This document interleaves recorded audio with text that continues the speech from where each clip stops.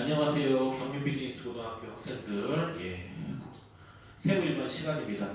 자, 저번 시간과 마찬가지로 이번 시간에도 여러분들 대단원 1단원의 3, 중단원 3단원과 4단원, 국세기본법의 이해와 기업회계와 세무회계 이렇게 두 단원에 대한 중단원 문제를 풀도록 하겠습니다. 교과서는 29페이지입니다. 자, 29페이지 교과서 29페이지 펴시고 준비하시기 바랍니다. 저번 시간과 마찬가지로 여러분들 화면에 보이는 한글 프로그램을 이용해서 직접 문제를 풀어드리고 여러분들 답을 쓰시면 되겠는데요. 문제에도 답은 나와 있습니다. 맨 아래 보이면 답이 있는데 답을 다셔도 되고요. 여러분들 저는 이제 설명을 해드리니까 그 설명에 여러분들 중요한 부분들 쓰시고 줄 치시고 하면서 여러분들 하시면 되겠습니다. 자, 첫 번째 문제는 29페이지 첫 번째 문제는 국세에 관한 기본적이고 공통적인 사항과 위법 또는 부당한 국세 처분에 대하여 불복 절차를 규정함으로써 국세에 관한 법률 관계를 명확하게 한다. 국세에 관한 법률과 관련된 내용이죠. 그리고 그럼으로써 우리 국민들이 세법 적용 과정 가운데에서 부당한 처분을 받지 않을 수 있도록 하는 법, 국세기본법이라고 합니다. 여러분들 제가 이걸 미리 써놨네요. 국세기본법이라고 여러분들 29페이지 1번에 쓰시기 바랍니다. 두 번째 문제 넘어가도록 하겠습니다.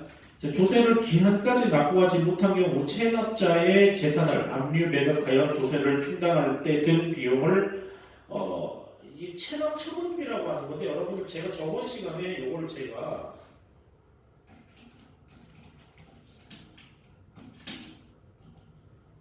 체납 처분비입니다. 체납 처분비인데 이거는 이제 교과서 23페이지에 있습니다. 제가 여러분들 그냥 하지 않고 넘어갔는데 그냥 알아두시기 바랍니다. 하는 김에 여러분들 조세를 내지를 않으면은 압류를 해야 되죠. 그 사람이 내지 않은 조세를 강제로 걷어가야 되는데 그 과정에 들어가는 여러 가지 비용을 체납 처분비라고 하는 것입니다. 여러분들. 자, 3번 가도록 하겠습니다. 자, 3번.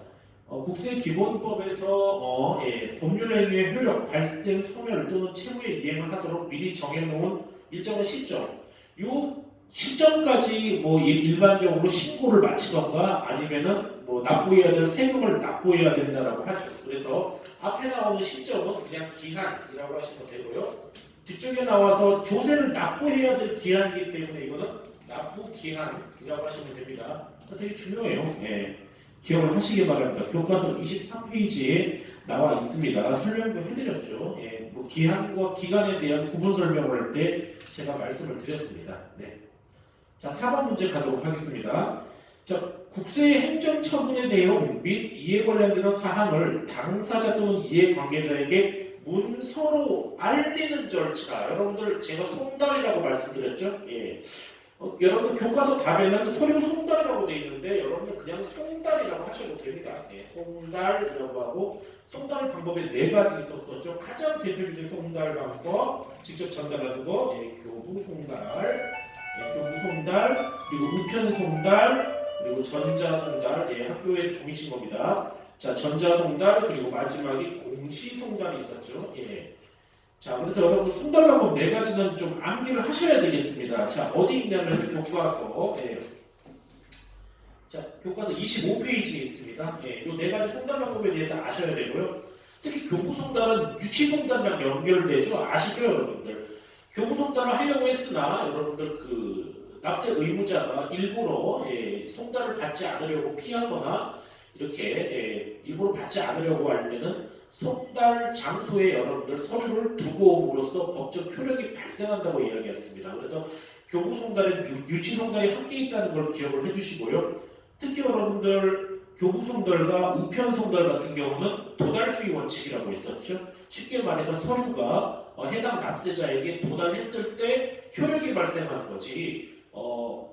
해당 관청, 과세관청에서 서류를 발행했을 때, 서류를 보냈을 때가 효력 발생 시점이 아닙니다. 그래서 도달주의라는 거, 교부 송달과 우편 송달은 도달주의라는 거 기억하시면 되겠고요. 전자 송달에서는 여러분들 그 여러 가지 인적 신고와 관련된 여러 가지 사항을 직접 입력이 완료되었을 때, 전자 시스템의 입력이 완료되었을 때를 효력 발생 시기라고 했었고요.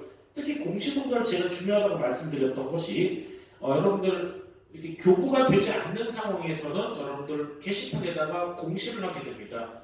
그 납세 의무자가 행해야 될 의무와 즉 과세 표준과 세액에 대해서 공시를 하게 되고 공시한 이후 며칠의 기간이었죠? 14일의 기간, 2주의 기간이 지난 이후에는 효력이 발생한다. 그래서 14일을 제가 암기하라고 말씀드렸습니다. 그래서 꼭 좀 기억하시기 바랍니다. 자, 5번 가도록 할게요. 자, 29페이지 5번, 6번, 7번은 세트 문제라고 보시면 됩니다. 26페이지에 나와 있는 내용이죠. 26페이지 국세 부과의 원칙, 그래서 실질과세의 원칙, 신해성실의 원칙, 근거과세의 원칙, 조세감면의 사후 관리, 이렇게 네 가지 원칙에 대한 문제가 세 가지가 나와 있는 것입니다. 자, 5번에 이미 납세 의무를 확정하는 것. 자, 요거는 국세 부과의 원칙이라고 해서 여러분들 세 가지 내용이고요. 자, 그리고 요 앞에 들어가 있는 게 뭐죠, 여러분들? 실질 과세의 원칙이었었죠. 이렇게 그래서 국세부과의 원칙이라고 한다는 것이 실질과세의 원칙, 신해성실의 원칙, 근거과세의 원칙, 조세감면, 사후관리 이렇게 네 가지가 있다라고 알고 계시면 되겠고요. 특히 신해성실의 원칙하고 여러분들 근거과세의 원칙 여러분들 기억하셔야 되죠. 근거과세의 원칙 같은 경우 여러분들 뭐였습니까? 세법과 관련된, 즉 납세와 관련된 여러 가지 장부를 기장하고 이를 근거로 과세를 해야 된다는 얘기죠. 납세자는 장부를 빛이 기장하고 그 기장된 장부를 근거로 과세를 해야 된다는 것이 근거과세의 원칙입니다. 자, 여기 중요한 게 6번에 또 나왔네요. 그렇죠? 과세관청과 납세자 쌍방의 신뢰가 무너지지 않도록 신의와 성실을 가지고 납세와 관련된 모든 절차를 행해야 된다는 원칙, 신의, 성실의 원칙. 제일 중요합니다. 꼭 기억하시고요. 대전제가 된다고 생각하시면 됩니다. 모든 것들이.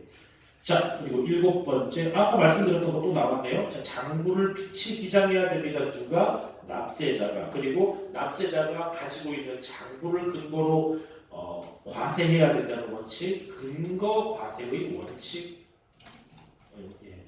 근거 과세의 원칙, 여러분들 꼭 기억하시기 바랍니다. 자, 8번 세법을 해석 적용할 때 과세의 형평과 해당 조항의 한 목적성에 비추어 납세자의 재산이 부당하게 침해되지 않도록 해야 된다. 자, 여러분들 요거는요, 꼭 바로 아랫부분에 나와 있는 원칙이죠. 여러분들 세법 적용의 원칙이 있습니다. 그 중에 보시면은 똑같은 26페이지인데 재산권 부당 침해 금지의 원칙입니다. 재산권 부당 침해 금지의 원칙 이라고 되어 있죠. 자, 잘 안 보이시면 한 칸 내려드리겠습니다. 이 부분입니다. 이 부분 쓰시고요. 여러분들 교과서에도 다 나와 있습니다.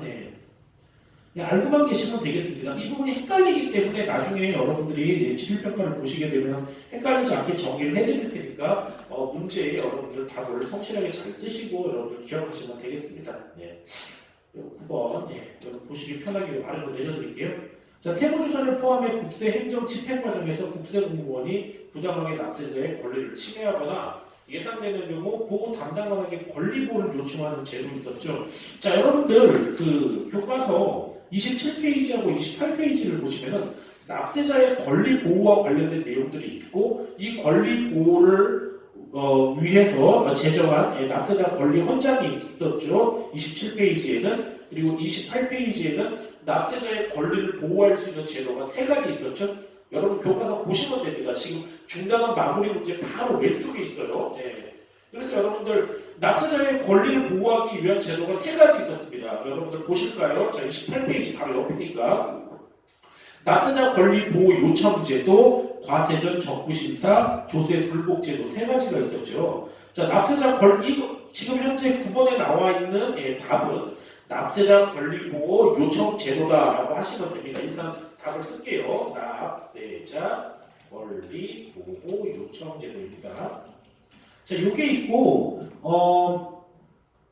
과세 처분을 하기 전에 그 세금에 대해서 그 세금의 그 납세자로 하여금 그 납부된 세금과 과세 표준에 대해서 의의가 있을 때 이게 지금 잘못되었을 것 같다, 법적인 문제가 있을 것 같다라고 했을 때 심사를 해달라고 청구하는 제도가 있었죠. 이건 과세 처분 전에 하는 제도가 그래서 과세 전 정부 심사라고 있었죠. 과세되기 전이니까. 예. 그리고 과세가 된 이후에 나는 부당해서 세금을 못 내겠다, 문제가 있다, 한번 따져봅시다 라는 식으로 해서 여러 가지 심사나 여러 가지 심판이나 소송을 요청하게 되면은 조세 불복 제도가 있었고, 조세 불복 제도는 여러분들 심사청, 이의신청, 심사청구, 행정소송 이런 것들이 있다고 했었죠. 교과서에 나와 있습니다. 예. 여러분 각각의 방법을 구분할 필요는 없고 90일 이내에 결정해야 된다. 그래서 90일이라고 하는 숫자를 알고 있으라고 했었죠. 그래서 여러분들은 과세 전 정부 심사와 같은 경우 과세 전이고요. 과세 후에 처분 이후에 처분을 받은 사람이 처분받은 세금에 대해서 불복하는 경우는 조세불복제도이기 때문에 과세 전 정부 심사와 조세불복제도는 다릅니다. 즉 조세불복제도에 해당하는 심사청구, 행정소송, 이의 신청 이런 내용들은 과세 전 정부 심사가 아니다. 구분하셔야 됩니다. 여러분들 꼭 그거를 좀 기억해 달라고 제가 말씀드린 적이 있죠. 예, 좋습니다. 자, 9번 문제의 답은 여러분들 납세자 권리 보고 요청이다라고 이렇게 여러분들이 알고 계시면 되겠습니다. 네. 자, 그리고 그 다음 단원 1-4 기업회계와 세무회계입니다. 자, 요거는 교과서 쭉 넘기시면요. 쭉은 아니네요. 조금만 넘기시면 되죠. 예, 34페이지입니다. 예, 교과서 34페이지. 자, 이게 기업회계와 세무회계는 여러분들 다양한 것을 알고 있을 필요는 없었습니다. 여러분들 제가 말씀드렸다시피 기업회계와 세무회계는 다릅니다. 목적도 다르고 여러분들 여러 가지 절차와 방식 그리고 해당되는 법률, 원칙 등이 다 다릅니다. 그렇기 때문에 똑같이 적용될 수는 없다고 그랬었죠. 그리고 저번 시간에 말씀드렸지만 비용과 수익, 그래서 이익을 산출해내는 것과 손금과 입금을 통해서 각 사업용 소득 금액을 산출해내는 것, 이렇게 여러분들 세무회계와 기업회계가 다르다고 말씀을 드렸습니다. 자, 관련 문제 보도록 할게요. 자, 페이지 34페이지입니다. 첫 번째 문제 보도록 하겠습니다. 여기. 자, 여기죠. 자, 기업회계는 회계정보 이용자가 기업의 회계정보 이용자가 합리적인 판단이나 의사결정을 할 수 있도록 회계정보를 제공하는 것, 당연히 기업회계이죠. 기업회계 하시면 되겠고요. 국가 재정 수입의 확보를 목적으로 납세자인 기업의 소득을 공평하고 적정하게 계산하여 조세를 부과할 목적으로 만들어진 회계, 당연히 세무회계이겠죠. 구분하시면 됩니다. 어렵지 않습니다. 자, 3번 세무회계의 이익 계산하고 이것이 중요하다고 했었죠. 이것이. 자, 기업회계는 어떻습니까? 기업회계는 수익을 계산해내는 겁니다. 수익, 즉 이익을 계산해내는데 수익에서 비용을 차감해서 이익을 계산해내지만은 세무회계에서는 수익금이라고 해서 줄여서 입금이라고 하죠. 그래서 입금에서 손해나는 금액들에서 손금이라고 하죠. 손금을 차감하여 각 사업연도 소득 금액을 계산해낸다라고 하는 것입니다. 그래서 여러분들 입금에서 손금을 빼서 소득 금액을 계산해내는 것이 세무회계입니다. 수익에서 비용을 빼서 이익을 계산하면은 기업회계입니다. 이거를 구분하시기 바랍니다. 그래서 여러분들 이제 각 사업연도 소득 금액이라는 말은 주로 법인세에서 많이 사용을 합니다. 법인세 산출 과정에서. 자, 기업회계와 세무회계는 목적과 인식 시기 적용하는 기준, 처리 방법 여러 가지 면에서 차이가 있고 이러한 차이를 조정하는 절차라고 해서 여러분 제가 그랬습니다. 세무회계는 기업회계에서 인정하고 있는 모든 수익과 비용을 다 인정하지 않는다고 했었죠. 여러분들 기업이 과도하게 비용을 많이 책정하여서 이익을 줄임으로써 세금을 적게 내고자 하는 것을 막기 위해서 여러 가지 것들이 있겠지만 예를 들어 감가상각 비용이나 접대 비용 같은 경우 한도 초과액을 설정을 해서 한도가 넘어가는 비용에 대해서는 비용으로 인정하지 않는다라고 했습니다. 그래서 비용은 이제 세무회계에서 손금이라고 말하니까 손금으로 넣지 않는다. 손금 불사립. 이거는 이익금이 맞는데 이익금으로 계산하지 않았네, 이익금으로 넣으세요. 그래서 뭐 입금 산입을 해준다던가 이런 식의 여러분들 절차를 준다고 그랬죠. 제가 말하는 뭐 소금불산입, 입금 산입 이런 말들은 여러분들이 알 필요는 없지만은 이러한 절차를 통해서 여러분들 기업회계와 세무회계의 차이를 조정하는 게 언어 절차, 여러분 제가 세무조정이라고 잠깐 말씀드린 적이 있죠. 예. 세무조정 절차를 거쳐야 되죠. 나중에 법인세 공부하려면 이 세무조정을 여러분들이 잘 하셔야 됩니다. 예. 자, 5번 문제네요. 자, 기업회계 보고 기준은 일반적으로 인정되는 회계의 원칙이나 한국채택국제회계기준 상법이 있는데 여러분들 한국채택국제회계 기준이 도입되기 전에 여러분들 사실상 회계의 중요한 기준이 기업회계 기준이죠. 예, 기업회계 기준은 여기 좀 알고 계시면 좋겠습니다. 요즘에는 이제 IFRS라고 해서 한국채택국제회계 기준을 많이 채용을 함으로써 이제 국제적인 회계의 조류에 이제 임하고자 하는 것들이 있지만은 그 전에까지는 기업회계 기준, 즉 우리가 지금 공부하고 있는 뭐 전산회계 자격증 같은 경우는 기업회계 기준으로 문제를 출제하고 있습니다. 그래서 중요한 회계 기준이기 때문에 알고 계셨으면 좋겠습니다. 기업회계 기준. 자, 그리고 세무회계의 보고 기준 뭘까요, 여러분들? 이게 여러분들 간단합니다. 세법이죠. 예. 세법에 따라서 보고 기준을 만들어야 되겠죠. 뭐 세법 이렇게 하시면 되겠고요. 여기 7번에 또 나왔네요. 기업회계는 일정 기간의 손익을 계산함에 있어 무슨 원칙에 의해 수익과 비용을 인식한다라고 나와 있습니까? 저 수익과 비용을 인식하는 것은 여러분들 자 발생주의 원칙이죠. 발생주의. 이건 여러분들 사실 우리가 앞에서 공부했었던 뭐 회계 원리나 재무회계의 기본이기도 합니다.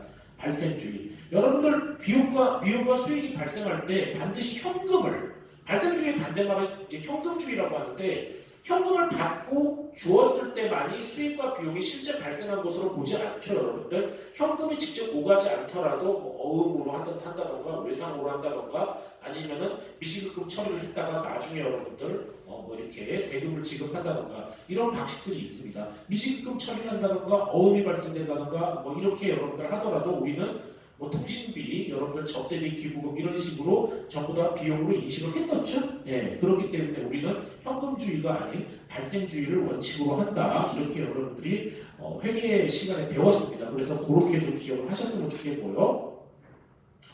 자, 8번 문제. 세무회계는 손익을 계산함에 있어 입금과 송금은 확정된 날에 사업연도에 귀속하는 뭐뭐 되는 시점에서 인식한다. 이게 여러분들 나오는데 이게 여러분들 조금 어려울 수 있기는 그냥 기억만 하십니다. 자, 권리 의무가 확정되는 시기다. 이렇게 알고 계시면 되겠습니다. 네.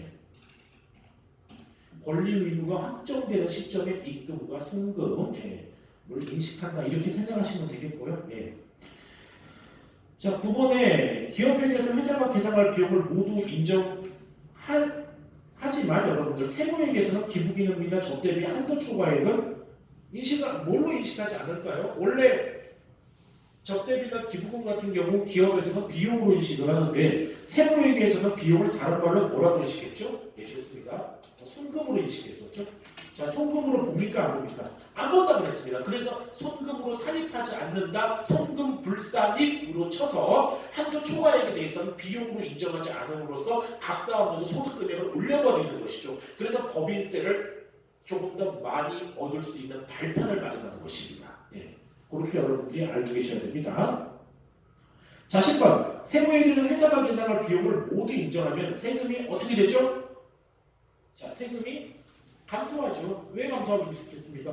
비용을 전부 인정하게 되면 즉 소득금액이 각 사업마다 소득금액이 줄어버리게 되면은 세율을 곱한다 하더라도 세액이 줄어들게 되니까 이를 방지하기 위해서 한도 초과액을 둔다고 말씀드렸죠. 예, 세금이 감소하게 된다. 그래서 한도 내에서만 인정한다. 그래서 송금불 산입, 입금 산입 해주는 세무 조정 절차를 거친다. 이렇게 알고 계셔야 되는 거죠. 자, 세무회계는 과세소득의 산정 기준이 세법의 규정에 따라 모든 납세자들에게 똑같이 적용되는 강제성을 두고 있어 세법의 규정에 위배하여 납세 의무를 성실하게 이행하지 않는 경우는 가산세를 문다고 말씀드렸습니다. 예. 이건 뭐 아시다시피 여러분들 우리가 앞에서 소득금액 이야기할 때 소득금액 이렇게 세금의 신고 업무를 이야기할 때 제가 계속 말씀을 드렸죠. 막 가산세, 가산금 이런 거 말씀드렸습니다.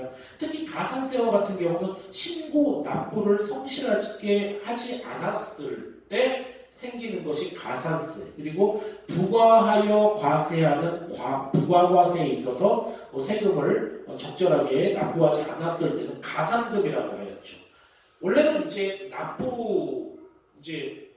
신고과세와 부가과세의 경우 가산세, 가산금으로 구분이 됐었는데 2020년부터는 국세, 여러분들 부가가치세, 소득세, 법인세와 같은 국세에 있어서는 가산금이 없어지고 전부 여러분들 납부불성실 가산세로 다 여러분들 무신고 과산세 이런 식으로 다 편입이 되어서 이제 가산금이라고 한다는 것은 국세에만 있게 됐습니다. 그래서 여러분들이 참고로 좀 기억을 하셨으면 좋겠습니다.